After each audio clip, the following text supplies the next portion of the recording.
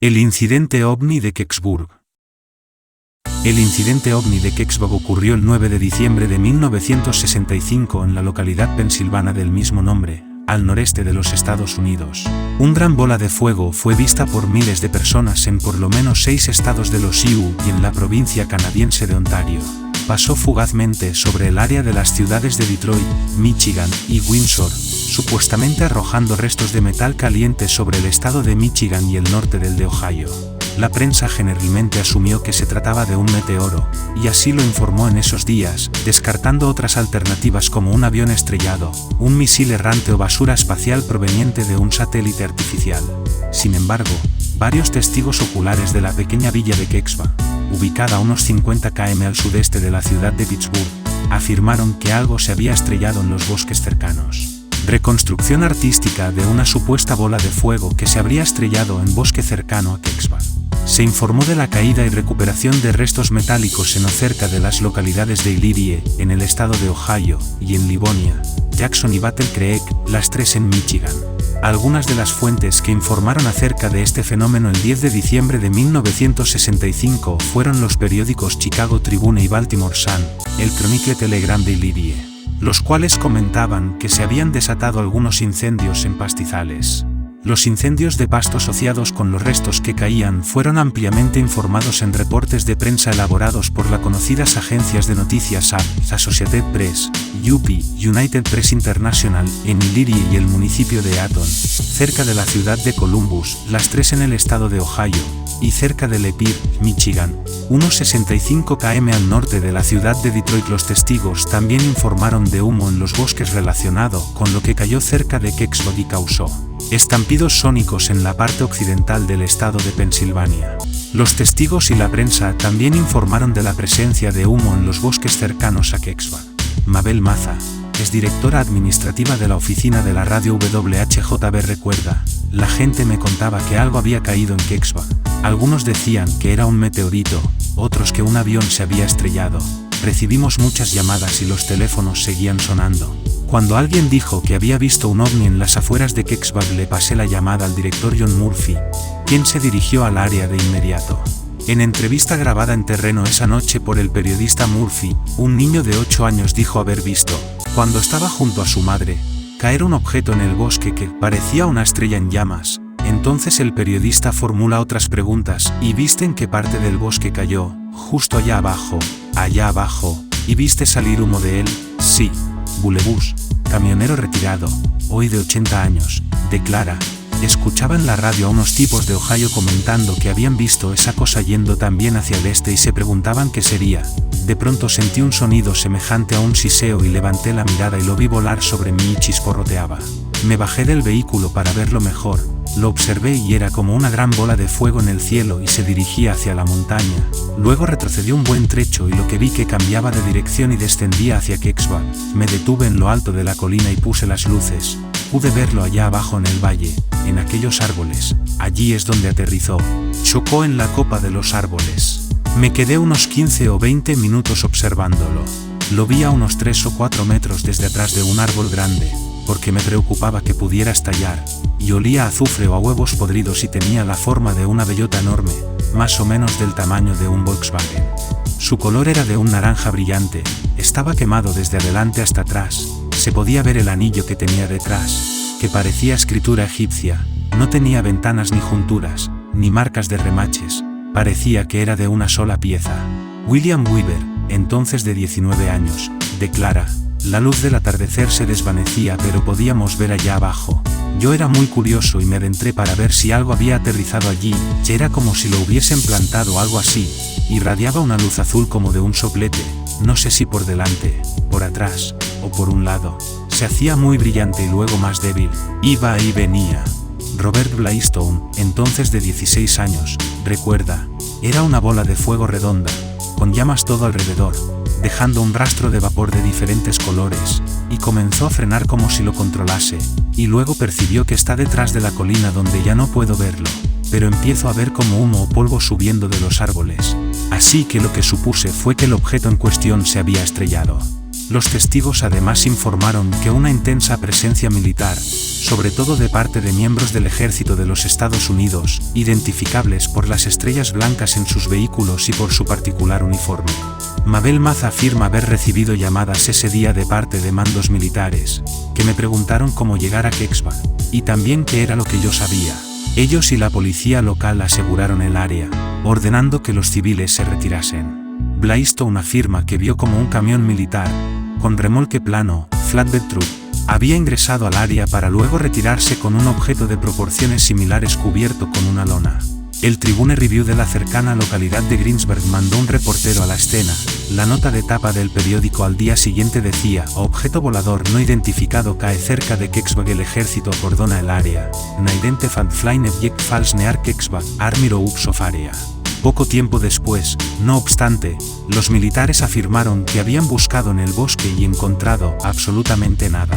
La explicación oficial de la muy vista bola de fuego fue que se trató de un meteoro. El capitán Joseph Ducia de la Policía Estatal de Greensburg dijo haber buscado, sin descubrir absolutamente nada. Él atribuyó la historia del choque a la imaginación de jóvenes muchachos. Robert D. Rayon, astrónomo aficionado y profesor en un planetario de Pensilvania, ha investigado el caso y cree que los testimonios directos que presentan el caso como un misterio son en verdad escasos y parecen idealizaciones o magnificaciones de lo sucedido. Publicó sus conclusiones en Skeptical Inquirer, Extraterrestrial Intelligence. En entrevista a Ed Mears, quien fue jefe de bomberos en Kecksburg en 1965, este le narró que, mientras buscaba, y había mucha gente allí, no se encontró nada, y que no había muchos militares. Algunos muchachos disparaban flashes mientras sacaban fotografías, y eso explica los destellos azules. Luego de revisar 150 entrevistas en los periódicos y hacer las suyas propias, concluye que la explicación oficial sale favorecida. Sin embargo, la especulación acerca de la verdadera identidad del objeto de Kecksburg, si es que hubo uno, también varían, desde un meteorito, a basura espacial, a los posibles restos posteriores al reingreso orbital del Cosmos 96, Cosmos 96, un satélite artificial soviético, hasta una supuesta nave alienígena. Algunos incluso han trazado similitudes entre el incidente de Kecksburg y el mundialmente famoso caso de Roswell, llevando a que el primero comenzase a ser conocido como el Roswell de Pensilvania. Se escribieron varios artículos sobre esta bola de fuego en las publicaciones científicas de la época. El número de febrero de 1966 de la publicación Sky Telescope informó que la bola de fuego fue vista sobre el área de Detroit-Windsor, en la frontera entre los Estados Unidos y Canadá a eso de las 4:44 de la tarde Eastern Standard Time, hora del este de los EU. La Administración Federal de Aviación, FAA, de los Estados Unidos había recibido 23 informes provenientes de pilotos de aviones, el primero de los cuales les llegó a exactamente esa misma hora. Un sismógrafo que se encontraba a unos 40 km al sudoeste de la ciudad de Detroit, principal urbe del estado de Michigan, había registrado las ondas de choque creadas por la bola de fuego a medida que atravesaba la atmósfera. Un artículo de 1967 por dos astrónomos de la publicación Journal of the Royal Astronomical Society of Canada, JASC, usaron el registro sismográfico para señalar el tiempo de paso sobre el área de Detroit a las 4:43 de la tarde. Además, usaron fotografías de la estela tomadas en dos ubicaciones diferentes al norte de Detroit para de esa manera triangular la trayectoria del objeto. Llegaron a la conclusión de que la bola de fuego estaba descendiendo a un ángulo empinado, moviéndose en dirección sudoeste-noreste, y probablemente habría impactado sobre la costa noroccidental del lago Erie, en las cercanías de la ciudad de Windsor, la ciudad canadiense más al norte de la provincia de Ontario. La trayectoria calculada por la JASC era casi perpendicular a la que habría tomado la bola de fuego en la dirección de Pensilvania Occidental en general y alejada de Kecksburg en particular. Así, si el cálculo era correcto, este eliminaría cualquier tipo de relación entre la bola de fuego y lo reportado sobre Kecksburg. El artículo elaborado por la JASC es frecuentemente citado por los escépticos como evidencia de que nada se habría estrellado en Kecksburg, desacreditándose así la teoría ovni. Sin embargo, un reciente reexamen privado y autodidacta del artículo de JASC destaca que este podría contener errores en su análisis. La base de triangulación usada por los astrónomos en sus cálculos era muy estrecha. Como resultado, aún los más mínimos errores en la determinación de las direcciones podrían resultar en una trayectoria muy diferente. Según este informe, habría errores de medición de poco más de 1,5 grados que harían posible una trayectoria directa hacia el área de Kexva, con un ángulo de descenso bastante menos empinado que lo informado en el artículo de la JASC. El informe destaca además que las fotografías usadas parecen mostrar que la estela dejada por la bola de fuego se vuelve progresivamente más delgada, lo que podría indicar que el objeto se estaba alejando de las cámaras o se dirigía en dirección al estado de Pensilvania.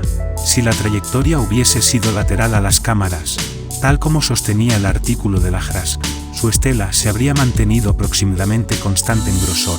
Así, lo sostenido por el artículo de la JASC, que concluyentemente eliminaba cualquier conexión entre la bola de fuego y los sucesos de Kexva, ahora podría estar abierto a debate.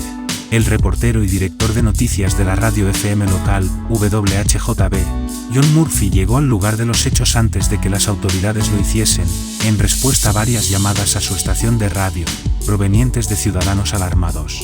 Realizó entrevistas con testigos y tomó varias fotografías, pero estas nunca han sido halladas. Su anterior esposa Bonnie Mills Lagle posteriormente afirmó que a su esposo se le había confiscado el rollo de película por parte de los militares o alguna autoridad. Contradiciendo ese testimonio, Mabel Maza, entonces gerente de la radio WHJB, afirmó haber visto una de esas fotos y la describió con las siguientes palabras: estaba muy oscuro y había muchos árboles alrededor y todo. Y no sé qué tan lejos estaba el del sitio, pero vi la imagen de una suerte de cosa con forma de cono. Es la única vez en que la vi. Durante las siguientes semanas, Murphy se centró e interiorizó en el incidente, y escribió un documental radial llamado Object in the Woods, Objeto en el Bosque, el cual mostraría sus experiencias personales y las entrevistas que había realizado durante aquella noche. Sin embargo, poco antes de que el documental fuese emitido, recibió la inesperada visita en su estación de radio de 2 hombres vestidos con trajes negros, quienes se identificaron a sí mismos como funcionarios oficiales gubernamentales. Solicitaron hablar con él detrás de la puerta cerrada de una habitación trasera. La reunión duró unos 30 minutos. Una entonces empleada de la WHJB, de nombre Linda Foschia, recordó que los hombres confiscaron algunas de las cintas de audio de Murphy de esa noche, y nadie sabe qué le sucedió a las restantes fotografías. Una semana después de la visita, un agitado Murphy emitió una versión censurada del documental, la cual él afirmó en su introducción que había tenido que ser editada debido a que algunos entrevistados habían solicitado que sus declaraciones fuesen eliminadas de la transmisión por miedo a meterse en problemas con la policía y el ejército. La nueva versión no contenía nada revelador, e incluso no mencionaba ningún objeto para nada. Maza, y también la esposa de Murphy, recuerdan que el documental emitido era totalmente diferente de lo que el propio Murphy había escrito originalmente. Luego de la emisión, Murphy se volvió extrañamente desanimado y dejó de realizar cualquier investigación adicional sobre el caso y se negó a hablar con nadie sobre aquel otra vez, aunque nunca dio claras razones acerca de por qué decidió no hacerlo. En febrero de 1969, poco más de 3 años después del incidente de Kexva, mientras estaba cruzando una carretera, Murphy fue atropellado mortalmente por un automóvil no identificado cuyo conductor se dio a la fuga. El accidente ocurrió cerca de la ciudad californiana de Ventura, mientras Murphy se encontraba de vacaciones. Los ufólogos y teóricos de conspiración atribuyen a este accidente sin conexión aparente un acto para hacer desaparecer a un testigo ocular de un arribo extraterrestre. Algunos han especulado que pudo haber sido el satélite soviético Cosmos 96, mientras este estaba realizando su reingreso orbital. En efecto, el Cosmos 96 tenía una forma de campana o bellota similar a la del objeto informado por los testigos oculares, con inscripciones en caracteres cirílicos en su base, y reingresó a la atmósfera en una fecha cercana. El Zond 2, que portaba el Cosmos 96, es mucho menor que el objeto descrito por los testigos del incidente de Kepur. Sin embargo, las fotografías de John Murphy descritas por Mabel Maza indican que la oscuridad y la distancia haría incierta la correcta estimación de las dimensiones del objeto. Los dibujos hechos a partir del testimonio de los testigos de Kepur, así como sus descripciones orales, también contradecían la apariencia de la sonda soviética, pues indican que el objeto era cónico con forma de bellota. Sin embargo, también señalan que estaba semienterrado, lo que podría haber ocultado parte de su real forma. En una entrevista realizada en 2003 a Nicholas L. Johnson, principal científico especializado en desechos orbitales del Johnson Space Center de la NASA, este declaró que: "Les puedo decir categóricamente, de que no existe forma alguna de que ningún resto del Cosmos 96 pudiera haber caído en algún lugar de Pensilvania alrededor de las 4:45 de la tarde, eso es absoluto. La mecánica orbital es muy estricta. El informe de 1991 del Comando Espacial de los Estados Unidos concluyó que el Cosmos 96 se estrelló en Canadá a las 3:18 de la madrugada del 9 de diciembre de 1965, efectuando su reingreso orbital, unas 13 horas antes de que la bola de fuego, que se supone era el objeto de Kecksburg, fuese registrada a las 4:45. En consecuencia, investigadores como James Oberg, ex asesor de la NASA, descartan completamente que haya vínculo entre el Cosmos 96 y el incidente de Kecksburg. Tan solo se trataría de una cercana coincidencia. En un principio Oberg creyó posible una relación y que los informes de la Fuerza Aérea sobre la trayectoria del satélite soviético podrían haber sido tergiversados a propósito para desviar la atención pública sobre su recuperación. Pero posterior investigación le hizo creer que en efecto hasta es posible que la Cosmos 96 se haya estrellado en el Océano Índico. El hallazgo más importante del equipo científico fue una línea de árboles dañados cuyas copas habían sido rotas, que llevaban hacia el sitio donde algunos testigos oculares habían dicho que el objeto se incrustó en el suelo junto al daño asociado a los árboles. Aún más, las muestras dendrocronológicas dataron el daño hacia 1965. Esto proveyó una prueba física de que algo que volaba podría haberse estrellado en el bosque en ese tiempo, después de haberse abierto paso impactando a través de algunos árboles, lo que contradiría la historia oficial de los militares de que nada se había encontrado. También se encontraron menores muestras adulteradas del suelo en el supuesto sitio en el objeto se estrelló. Esto podría apoyar la tesis de un supuesto aterrizaje suave controlado y eliminar el históricamente propuesto impacto de un objeto como un meteorito u otro objeto grande que hubiese golpeado el suelo pasivamente, el cual naturalmente habría creado un cráter de un tamaño más bien grande, además de daños de una cierta magnitud. No obstante, uno de los científicos del equipo de investigación por su parte sugirió que el hielo podría haber sido lo que habría dañado los árboles. Varios testigos oculares hablaron de una extendida presencia militar allí, acordonando el área y a veces amenazándolos, incluso a punta de pistola. El programa radial también emitió al aire las afirmaciones de algunos testigos, quienes habrían escuchado un fuerte y terrorífico grito mientras los soldados armados se aproximaban al objeto. También hubo presión sobre la NASA para que liberase sus documentos históricos relacionados o pertinentes a dicho caso o incidente. Unas 40 páginas de estos documentos fueron liberadas el 1 de noviembre de 2003, pero las mismas no fueron muy reveladoras. Sin embargo, existen documentos del proyecto Libro Azul, Blue Book Project, de la Fuerza Aérea de los Estados Unidos que indican que un equipo compuesto por militares y solo 3 hombres de la Fuerza Aérea habría sido enviado desde una instalación de radar de la USAF cercana a la ciudad de Pittsburgh para investigar el supuesto impacto de un meteorito en el Irak. No menciona directamente a Kecksburg. Estos informaron a los investigadores del Blue Book Project que no se había encontrado objeto alguno. En diciembre de 2005, justo antes del 40º aniversario del incidente ovni de Kecksburg, la NASA emitió una declaración respecto de que habían examinado fragmentos metálicos del objeto y ahora la Agencia Espacial Estadounidense afirmaba que eran o provenían de un satélite soviético que reingresaba a la atmósfera. David Stites, portavoz de la NASA, además afirmó que se habían perdido, misplaced, los registros relacionados. Según un informe publicado por la agencia de noticias Associated Press, Stites dijo: el objeto parecía ser un satélite ruso que reingresó en la atmósfera y se destruyó. También afirmó que, por su parte, los expertos de la NASA estudiaron fragmentos del objeto, pero que los registros acerca de lo que habían encontrado se perdieron en la década de 1990. Stites dijo al respecto que, como regla, no seguimos ovnis. Lo que podíamos hacer, y lo que aparentemente hicimos como expertos en astronaves en los años 1960, era echar una mirada a lo que fuese que era y dar nuestra opinión experta. Hicimos eso, encajonamos el caso, y eso fue el fin de eso. Esta nueva explicación de la NASA contradice la explicación oficial de 1965 de la Fuerza Aérea de los Estados Unidos acerca de una bola de fuego proveniente de un meteoro y de que no se había logrado encontrar nada en Kecksburg. Aún más, tal afirmación contradice lo que Nicholas L. Johnson, el principal científico de la NASA especializado en restos orbitales, le dijo a la periodista Leslie Kean en 2003, como parte de una investigación realizada por el Sci-Fi Channel en ese año. quien le pidió a Johnson revisar las trayectorias orbitales de todos los satélites conocidos, así como también otros registros que databan de 1965. Johnson le dijo a King que la mecánica orbital hacía absolutamente imposible que cualquier parte de la sonda Venus del Cosmos 96 haya sido responsable de la bola de fuego o de cualquier objeto en Kexva. Johnson también declaró que no había otros satélites artificiales conocidos cerca u otros objetos que hubiesen reingresado a la atmósfera durante ese día. Por lo tanto, esto hizo surgir la cuestión respecto de qué satélite ruso habría sido el responsable de los restos que la NASA ahora admite haber examinado. Aún más, King y otros consideran bastante cuestionable que la NASA pudiese realmente perder tales documentos. En diciembre de 2005, cuando ya se cumplían 40 años del incidente OVNI de Kexva, se entabló una demanda judicial para que la NASA buscase más diligentemente los alegados registros perdidos.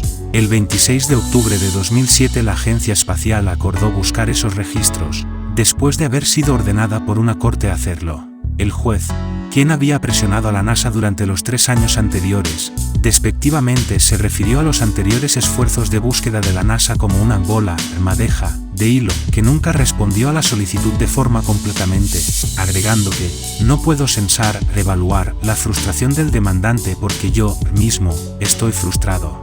Durante la audiencia, Steve M.C. Connell, funcionario de enlace público, Public Liaison Officer, de la NASA, admitió que faltaban 2 cajas de papeles de tiempos del incidente de Kexva. Stan Gordon, uno de los principales investigadores del incidente de Kexva durante varias décadas, declaró al respecto que, no tengo duda de que el gobierno sabe mucho más sobre esto de lo que le ha revelado al público. En el año 2008 el escritor sobre temas espaciales y escéptico del fenómeno OVNI, James Oberg opinó que era improbable que la NASA poseyese ninguno de tales documentos ya que, según su opinión, era altamente probable que el supuesto equipo de la NASA que investigó el sitio haya sido en realidad personal de la Fuerza Aérea, quienes se identificaron a sí mismos como personal de la NASA, algo regularmente hecho por personal militar en ropas de civil durante la década de 1960. Además sugirió que el juicio entablado por Leslie King no era más que una maniobra publicitaria, publicity stunt, para beneficio de los empleadores de King. En noviembre de 2009, Leslie King emitió un informe sobre los resultados de la búsqueda de la NASA. Los documentos aún estaban perdidos o reportados como destruidos, y surgió poco de interés relacionado, estrictamente, al caso de Kexva. De particular interés resultaba ser una caja perdida de archivos, previamente informada como destruida, relacionada con la recuperación y examen de restos o escombros espaciales. King dijo que la pérdida de los archivos podía deberse a varias razones, incluyendo un pobre sistema de archivado, registros fuera de lugar o que hubiesen caído fuera de los parámetros de la búsqueda, registros deliberadamente escondidos e incluso todavía clasificados, archivos removidos o eliminados por empleados de la NASA y nunca regresados a sus respectivos lugares, uno de ellos fue nombrado, archivos que de verdad fueron destruidos tal como se había informado, y archivistas no familiarizados con lo que estaba siendo buscado. Además, los demandantes tuvieron que confiar en que la NASA realizase la búsqueda mientras ellos informaban a la Corte Judicial, ya que no se les permitió examinar los materiales de búsqueda por sí mismos. A pesar de haber tenido algunas reservas acerca de la completitud o exactitud de la búsqueda, King dijo que ellos sentían que habían agotado la vía legal, por lo que finalizaron su juicio contra la NASA. King destacó que algunos ítems de interés sí habían aparecido, como el involucramiento general de la NASA en la recolección y el análisis de restos o escombros espaciales, incluyendo el interés en los avistamientos de bolas de fuego más pequeñas que habían sido vistas aproximadamente en el mismo periodo de tiempo. Además, la NASA envió notas de prensa a agencias de noticias sobre estas otras bolas de fuego, pero la NASA no tenía nada acerca de la ampliamente vista y reportada bola de fuego asociada con el caso de Kexva y no emitió ninguna declaración relacionada con él. King también escribió que había tratado de obtener más información de David Stites, el portavoz de la NASA que había emitido o realizado tal sorprendente declaración en 2005 en relación con que la NASA realmente habría examinado restos relacionados de Kexva, supuestamente provenientes de una sonda espacial soviética. Pero Stites nunca respondió. King estaba particularmente interesada en las fuentes de información en la que se basaba Stites para realizar tal declaración, ya que él, paradójicamente, también indicaba que no existían registros supervivientes y ya que la búsqueda ordenada por la Corte tampoco descubrió documentos relevantes.